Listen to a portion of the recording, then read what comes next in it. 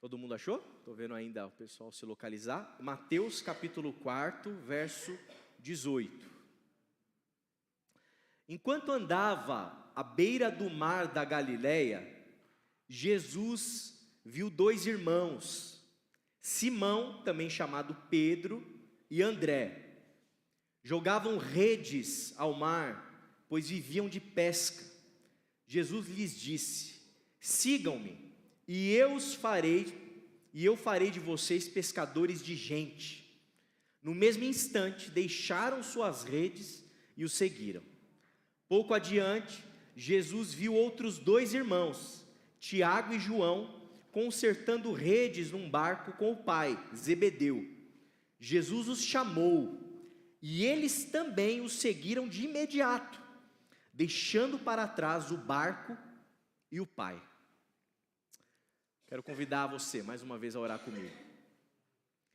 Senhor, queremos te agradecer por essa noite, por esse momento, por esse tempo aqui, e pedir, Pai, como a gente tem feito sempre, todos os domingos, antes de todas as meditações, pedir a iluminação do Teu Espírito. Nós precisamos que o Teu Espírito, o Espírito de Cristo Jesus, nos ilumine, para que a gente entenda o Teu Evangelho, e que saímos daqui, Pai amado, certos de que o Senhor falou conosco. É o que eu peço por mim, por toda a sua igreja, em nome de Jesus. Amém, amém e amém. Quando você vem para cá, para a igreja de domingo à noite, num domingo como esse, quando nós nos dedicamos a investir tempo das nossas vidas para ouvir um pregador falar, expor o texto bíblico, eu acredito que o que nós estamos procurando, todos nós sem exceção, me incluo nisso, nós estamos procurando sentido para as nossas vidas, sentido. Talvez a pergunta mais importante que todos nós temos para fazer para nós mesmos, a pergunta mais importante da nossa vida, da nossa existência é essa: qual o sentido da nossa vida? Qual o sentido da nossa vida? E existem, obviamente, muitas maneiras de responder a essa questão. E muitas pessoas, motivadas por essa pergunta, elas vão depositar ali as suas expectativas em algo que possa ser um produtor de sentido para elas. Por exemplo, as pessoas, elas buscam sentido para a vida nas suas famílias. Estávamos aqui há pouco, né? Maria Eduarda, lindinha ali, e os vovós, os avós pouco babões, pouquinho. É fácil a gente encontrar o sentido para a nossa vida quando a gente vê um neto, uma neta nascer. É fácil a gente querer depositar toda a resposta dessa pergunta no amor que a gente tem pelo nosso cônjuge, ou pelo tipo de família que a gente constrói e estabelece. Mas há problemas quando a resposta do sentido da vida é a nossa família, porque a gente sabe que família tem problema. Nós sabemos que casamentos terminam, nós sabemos que o divórcio acontece muitas vezes. E aí, quando você depositou o sentido da sua vida na tua relação conjugal e você se divorciou, o que aconteceu com o sentido da vida? E quando a gente casa e tem aquela expectativa muito boa, com certeza muito bem intencionada, da nossa família ser que nem propaganda de Doriana, sabe? Tudo bonitinho, tudo legalzinho, todo mundo feliz. Meu pai falava para mim desde criança: tem que estar sempre sorrindo, Passei um pouquinho, eu caminhei alguns anos, descobri, eu falei: pai, que vacilo, hein, meu? Sempre sorrindo onde, cara? A vida como é dura às vezes, é difícil, não dá para estar sempre sorrindo. Mas a gente quer que a vida seja, a família, tudo, né? Uma propaganda de Doriana, mas não é assim. E o que você faz quando você descobre que o seu casamento é um casamento que já é de fachada? Quando você olha seriamente para a sua vida e você vê que você está empurrando teu matrimônio com a barriga. Acabou o amor, acabou a paixão, acabou a vontade, acabou tudo. E que o que você tem é justamente uma tentativa de projetar para os outros e de se auto-enganar, achando que realmente o casamento é a da propaganda da Doriana e não é mais. Quando essa ficha cai, se você depositou o sentido da sua vida nisso, que é genuíno, que é importantíssimo, tá? Mas quando você depositou o sentido da vida nisso, quando isso racha, é um baque muito grande. Quando a gente deposita o sentido da nossa vida no nosso filho, na nossa filha, fácil a gente cair nessa, fácil a gente fazer isso. Filho, você é minha vida. E é lógico que num certo sentido é mesmo, é claro que os pais dão a vida pelos filhos. Mas quando essa pergunta ela é respondida a partir do filho, e tudo gira em torno do filho, da filha, a fonte de sentido é o filho e a filha, e o que você faz quando ele casa e vai embora?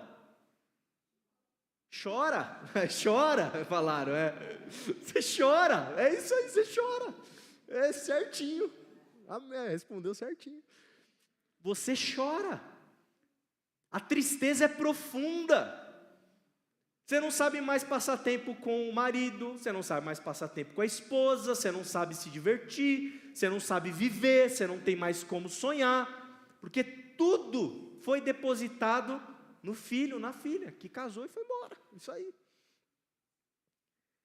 Às vezes, o depósito de sentido, ou melhor, o produtor de sentido da nossa vida, torna-se o trabalho, nossa profissão. E novamente, todos os exemplos que eu estou dando aqui são exemplos de coisas muito boas para a gente investir tempo, para a gente dedicar a nossa vida, a nossa caminhada. Mas perceba, o trabalho vai ser a resposta de qual é o sentido da minha vida? Porque se for, temos problemas também. Se você está no mercado corporativo, você tem risco de ser demitido. Você tem risco de descobrir hoje uma amiga querida, despromovida. O que você faz numa situação dessa? O que você faz numa situação dessa? O que você faz quando você se vê obrigado a mudar de profissão? Você depositou, o sentido da sua vida era ser pescador. Só que aí você não consegue mais, sei lá, você não consegue mais andar. Você não pode mais pescar. Você vai ter que mudar. Só que se o sentido da sua vida estava atrelado necessariamente a uma profissão, os problemas podem acontecer, podem surgir, porque a gente tem que mudar, às vezes a gente não pode fazer o que a gente gosta, como eu disse, a gente pode acabar sendo demitido, etc. Às vezes o propósito da nossa vida, o sentido da nossa vida é o dinheiro. Se eu tenho dinheiro, eu tenho sentido. Só que quando o dinheiro acaba, e quando o investimento não dá certo? E quando a vida toma um rumo, puxa o teu tapete e você fica na famosa pindaíba, o que você faz? Não à toa, Jesus falou que os ricos, é muito difícil um rico entrar no reino de Deus, é muito difícil, é só um milagre, porque para quem é rico mesmo, tá? É muito improvável que aquela riqueza toda não vá ser uma fonte de sentido da vida para aquele rico. Muito improvável. Dinheiro acaba. A resposta do qual é o sentido da minha vida não pode ser os recursos materiais. E quando a gente deposita toda a expectativa de sentido na igreja, a igreja que eu falo, tá? Não é a igreja corpo místico de Cristo, a igreja de Cristo, aquela que ninguém sabe qual é, tem joio e trigo misturado, mas só Jesus sabe quem é quem. A igreja de Jesus, a igreja perfeita de Jesus, essa está tudo certo com ela. Eu estou falando dessa igreja, desse fenômeno social que a gente experimenta. Quando a gente deposita a nossa expectativa de sentido último da existência na igreja, e quando você descobre que há hipocrisia, às vezes no teu líder espiritual, que há uma falha de caráter gravíssima, que a comunidade não está funcionando de uma maneira adequada, que existem muitas contradições, o que você faz? Se o sentido da sua vida for esse, você corre um risco. Tem gente também que transforma em sentido da vida, até mesmo a dor. Tem gente que está tão magoada, tão ferida, tão ressentida com determinado acontecimento na existência, que aquilo tem um potencial de sentido, que tudo na vida daquela pessoa gira em torno daquele trauma. Tudo que a pessoa faz é motivado muitas vezes por conta daquela raiva, daquele ódio, daquele desejo de vingança. Está aí também mais uma coisa, um caminho equivocado para você poder olhar e depositar ali como fonte de sentido esse trauma, essa dor, esse ressentimento. O que eu quero defender aqui, pregar para vocês nessa noite, é que o único que é fonte de sentido para todos nós, fonte de sentido seguro, é Jesus.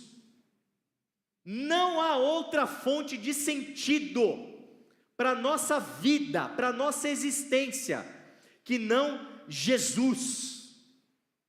E Jesus, nesse trecho que nós lemos, ele se depara ali caminhando pelo mar da Galileia, e ele se encontra com pescadores, ele se encontra com Pedro, ele se encontra com João, ele se encontra com Tiago, ele se encontra com André, e o texto vai mostrar para a gente que Jesus, ele os vê, enquanto andava à beira-mar, no mar da Galileia, Jesus viu dois irmãos, Pedro e André, e logo na sequência ele vai ver Tiago e João. Ele os vê, ele os percebe, e ele vê quem? Ele vê Pedro, ele vê André, ele vê Tiago, ele vê João. Embora o Mateus, ele coloque aqui que eles são pescadores, Jesus não enxerga, não percebe pescadores. Jesus vê homens com nomes, ele vê pessoas, ele vê gente. Jesus não vê pescadores. Jesus sabia da vida desses homens, Jesus conhecia a vida desses pescadores, Jesus sabia que a vida deles girava em torno da pesca, eles viviam para pescar. E Jesus olha para mim e para você, e ele também não vê o pastor. Jesus não vê o pastor. Jesus ele não vê o analista de sistemas. Jesus ele não vê a dona de casa. Jesus ele não vê o profissional liberal. Jesus ele não vê o desempregado. Jesus ele não vê o rico, ele não vê o pobre. Jesus ele nos vê. Ele vê o André, ele vê o João, ele vê o Tiago, ele vê o Pedro, ele vê homens, ele vê mulheres, e ele sabe como nós estamos vivendo. Jesus sabe qual a resposta que nós estamos dando acerca de qual o sentido da nossa vida. Ele sabe qual que é a resposta que a gente está dando para essa pergunta tão decisiva. E nessa noite, a partir desse texto e da iluminação do Espírito, você precisa sair daqui entendendo e compreendendo que Jesus está te vendo. Ele sabe quem você é, Ele sabe o seu nome, Ele sabe o que está acontecendo dentro da sua alma. Ele sabe qual que é a resposta que você está dando para a pergunta: qual o sentido da minha vida? E é muito importante que você saiba que o Cristo que nós cremos, o Jesus que é vivo, que nós cremos, Ele está passando, não pelo mar da Galileia hoje, Ele está passando aqui por Quitaúna. E o Espírito dele, de alguma maneira, está te dando a percepção de que Ele está te enxergando, de que Ele está te vendo. Você precisa compreender isso. Jesus nos vê, Jesus nos nota, Jesus olha para a gente como nós cantamos.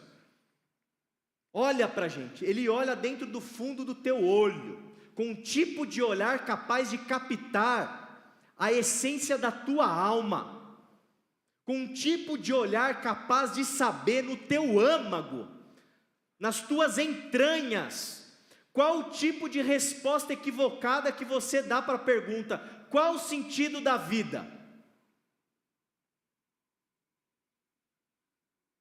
Se você esperou que você fosse sair de casa para ouvir uma mensagem de boa, motivadora, né? Um dia me chamaram de coach. Eu falei: gente do céu, se isso aqui é coach, eu não sei o que é mais nada. Nós estamos aqui numa comunidade de fé porque nós cremos que o Evangelho, a sabedoria de Jesus, é capaz de nos ajudar a responder às questões mais determinantes da nossa existência.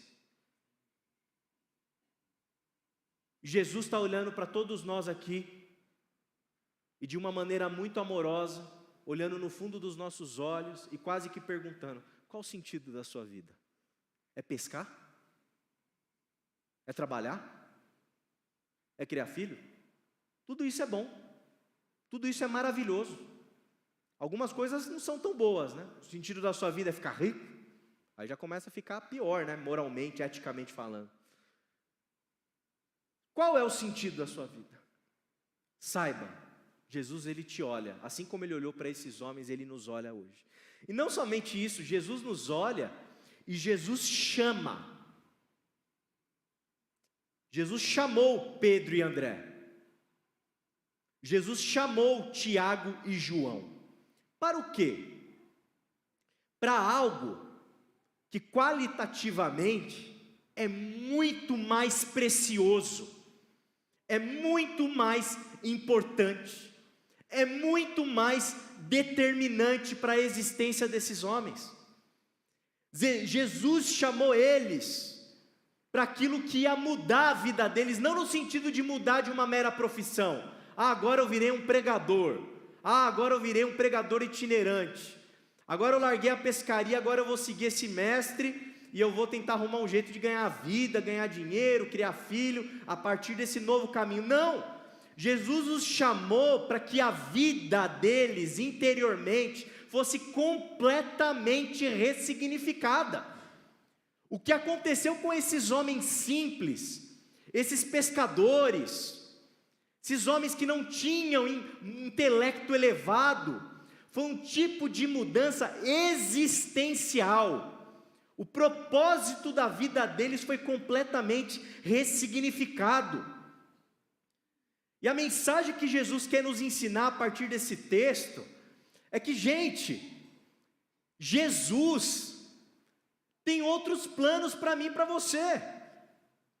Jesus na eternidade, Ele não vislumbrou que, agora é isso, agora você vai trabalhar das 8 às 5 naquela empresa, vai ganhar X dinheiro, vai administrar isso, vai pagar a natação, vai pagar inglês, vai fazer isso, vai criar filho, vai cuidar de...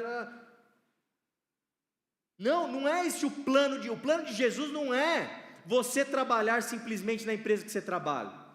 O plano de Jesus não é simplesmente você ser o profissional liberal que você é. O plano de Jesus para todos nós não é simplesmente a gente executar as atividades que a gente executa. Novamente, eu não estou desmerecendo a profissão de ninguém, nem a minha. Mas o que Deus, o que Jesus tem para mim, está para além de ser um ministro religioso. está para além de ser alguém que prega todo domingo. Jesus tem algo com a minha alma. Jesus tem algo com a sua alma, com a sua existência. Jesus tem algo mais profundo. E é por isso que Jesus nos convida diariamente a nos movimentarmos. Larga as redes agora. Larga as redes. Para com a pescaria. Agora me segue. Me segue. Porque Jesus tem coisas novas. Jesus, Ele te chama e me chama, como chamou esses homens, para um movimento, para que nós saiamos de onde nós estamos.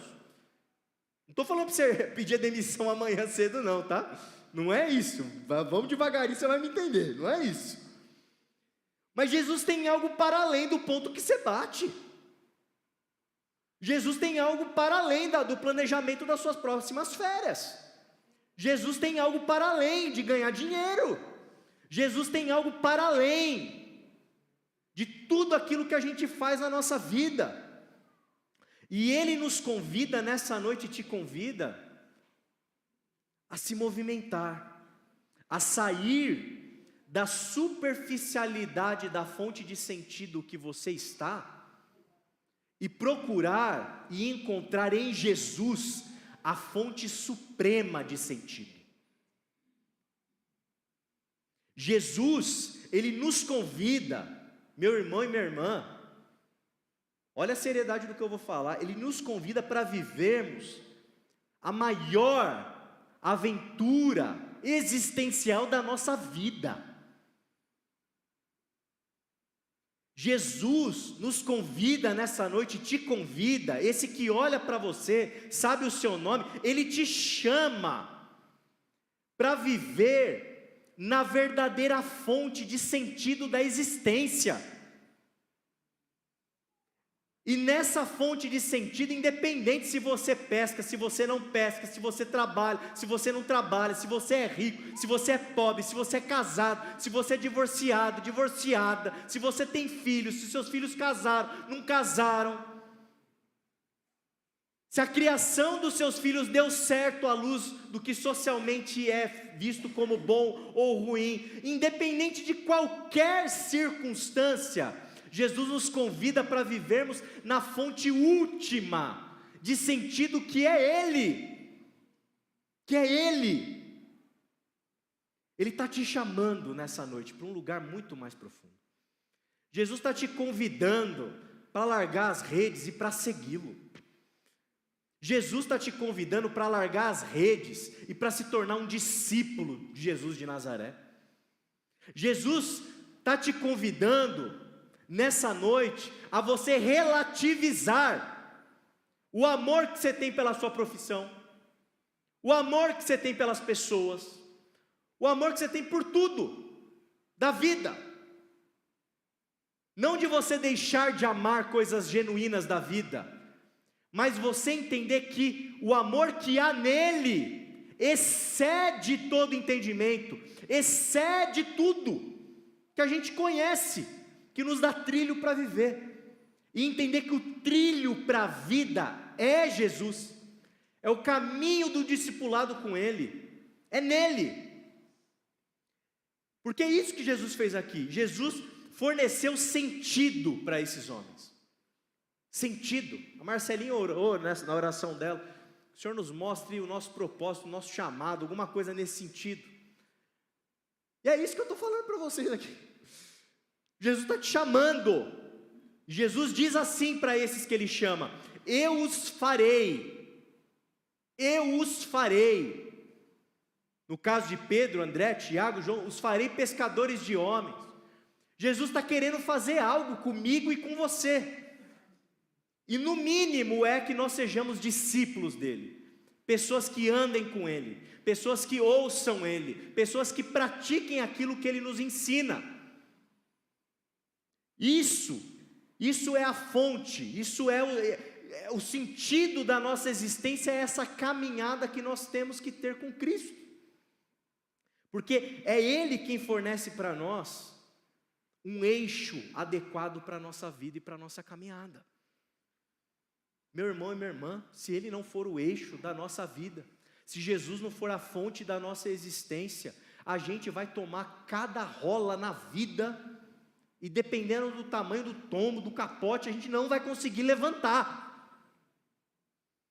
E eu oro a Deus, para que quando isso, se porventura acontecer na vida de qualquer um, que está ouvindo essa mensagem hoje, ou alguém que porventura esteja capotado, possa encontrar, num ambiente religioso como esse, alguém que anuncie para eles, que Jesus é a fonte de sentido da vida. É para isso que serve a igreja. Quando a gente se autodenomina portadores das boas notícias do Evangelho, é disso que Jesus está falando, é disso que a palavra está falando. Nós temos o privilégio de sermos igreja, e pensarmos e anunciarmos o Evangelho da graça de Jesus. Por quê? Porque a gente tem confiança de que esse Evangelho produz e dá sentido para a vida de todos nós. Por isso Jesus nos convida e te convida nessa noite. Será que não chegou a hora de você ressignificar a sua existência, a sua vida como um todo? Será que não chegou a hora de você experimentar aquilo que a palavra chama de metanoia, de mudança de mente? Será que não chegou a hora de você deixar Jesus ser tudo para você? Será que não chegou a hora de você deixar de fato Jesus ser o centro da sua existência? Agora, se Ele é de fato o centro da sua existência, Micael e Vi, me perdoem, mas a Madu não pode ser. A minha esposa não pode ser o centro. Se Jesus é o centro, ela não é o centro. O meu trabalho, o que eu amo, a minha vocação pastoral, eu amo isso tudo aqui. Respira esse negócio aqui 24/7. Eu tenho que lutar para parar de respirar isso um pouquinho, para poder assistir o The Chosen com a Aline. Mas, ou é isso o centro da minha vida, ou é Jesus. Ou é o dinheiro, é mamon, ou é Jesus. Aí tem que exorcizar o mamon ali. Não sei se vocês estão chegando onde eu estou querendo, mas, em outras palavras, a nossa mente é uma fábrica de ídolos. Nós fabricamos ídolos. Ídolos, não estou falando de imagem, não está nada a ver com isso, estou falando de ídolo da alma, coisa muito mais complicada. Nós fabricamos ídolos. Um filho vira um ídolo, uma esposa vira um ídolo, um casamento perfeito vira um ídolo, um trabalho perfeito vira um ídolo, o dinheiro vira ídolo, a igreja institucional vira ídolo, o holofote vira um ídolo, a fama vira um ídolo. A gente fabrica isso. Mas há de se chegar no momento de nós deixarmos que Jesus seja o centro da nossa existência, seja o centro da nossa caminhada, seja a fonte que produz sentido para a nossa vida. E a fonte que produz sentido para a nossa vida é Jesus. É aquele que sabe o seu nome, é aquele que te ama, é aquele que te perdoa, é aquele que é o autor e consumador da nossa fé, é aquele que nos ensina a viver, é aquele que nos ensina a amar, é aquele que nos ensina a sermos generosos, é aquele que nos ensina a estendermos a mão para o mais fraco. É Ele, e é somente Ele que é o sentido último da nossa vida, da nossa existência. Enquanto eu prego, eu oro para que o Espírito possa trazer lucidez para você nesse instante, para que você tenha a percepção de que Jesus, Ele te vê nessa noite. Jesus, Ele te chama nessa noite. Jesus, Ele quer fornecer sentido para a sua vida nessa noite. E eu quero abrir um parênteses aqui para fazer um comentário. O que muda, meu irmão e minha irmã, a nossa vida, é quando a gente está pescando e Jesus está passeando no mar da Galileia, e Ele olha no nosso olho, e Ele fala para mim e fala para você: larga essa rede e me segue. O que muda a nossa vida, a nossa história, a nossa caminhada, a nossa maneira de ser, de viver, é esse encontro com Jesus. É isso que muda. Quando eu falo que a igreja não é uma escola de bons costumes, é disso que eu estou falando. Eu falar para você assim: não traia sua esposa, que isso é pecado. Gente, desculpa, mas isso é óbvio. Eu tenho que falar isso para você? Não saia por aí pegando o seu corpo e se entregando para todo mundo que aparece no caminho. Eu tenho que falar isso para você? Não é óbvio que você não pode fazer isso, que não é bom fazer isso, que não vai ser saudável você fazer isso? Não mate o outro. Eu tenho que falar para você que você não pode matar o outro? Você não sabe disso? Você percebeu? Meu papel aqui enquanto pastor e pregador do Evangelho não é te ensinar um moralismo, não é te dar uma pauta de regras do que você pode ou não pode fazer, até porque tem coisas que são muito óbvias que você não pode fazer. Agora, eu enquanto pregador do Evangelho, eu tenho total consciência de que não é a moralidade que eu ensino que vai mudar a sua vida. Eu colocar um cabresto, uma igreja que coloca um cabresto no outro, não muda a nossa vida. Talvez muda temporariamente e forçosamente, por um período de tempo. Só que isso é artificial. O que muda a sua vida, o que muda a sua trajetória, é você se encontrar com a fonte do sentido último da existência. O que muda a sua vida é você trocar olhares com Jesus. O que muda a sua vida e a sua história é você se encontrar com o Mestre e ouvir Ele falando para você, te chamando pelo seu nome e dizendo: larga essas redes e me segue, vem ser o meu discípulo. Aceitar esse convite de Jesus é o que transforma vidas. Aceitar esse convite de Jesus é o que muda a nossa história. Aceitar esse convite de Jesus é o que dá substância para a nossa existência, é o que faz a gente caminhar na vida de maneira segura. Amém? É Jesus, é esse encontro com Jesus, porque só Ele sabe olhar para dentro da tua alma e te mostrar que o centro da tua vida é um ídolo. Só Ele vai te convencer disso. Só Ele vai te convencer que somente Ele mesmo que está te convencendo é de fato o sentido mais sublime da nossa existência. Eu pergunto para você no final dessa mensagem, e essa é a grande pergunta que você precisa responder, e não é para responder um apelo da mensagem da pregação, gente. É a pergunta que vai ditar toda a sua história. Jesus é suficiente para você como fonte de sentido? Por que você não se entrega nos braços dele?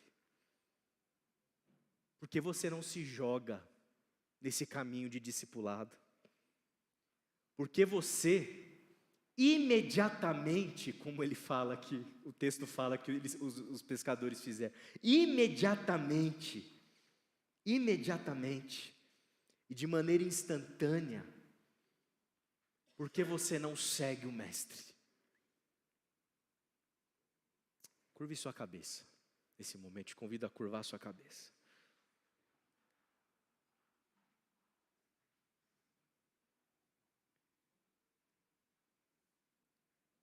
Se você nessa noite é alguém que se percebe sem sentido na vida, ou que tem como sentido da vida qualquer outra coisa que não Jesus, e deseja que Ele seja a fonte suprema de sentido da sua existência, fica de pé no seu lugar, quero orar, interceder pela sua vida, porque essa é a resposta mais importante da tua caminhada. Se você deseja ter Ele como fonte última de sentido da sua vida, Fica de pé no seu lugar. Quero orar por você. Amém, amém, amém. Isso aqui é o que os teólogos sistemáticos chamam de conversão. É quando a gente deposita toda a nossa vida nesse que é a fonte última de sentido para todos nós, Jesus Cristo. Pai, eu quero te agradecer. Te agradecer, Senhor, porque eu sei que o Teu Espírito Santo está caminhando nesse nosso mar da Galileia daqui. E eu sei que o Teu Espírito Santo está tocando corações nessa noite.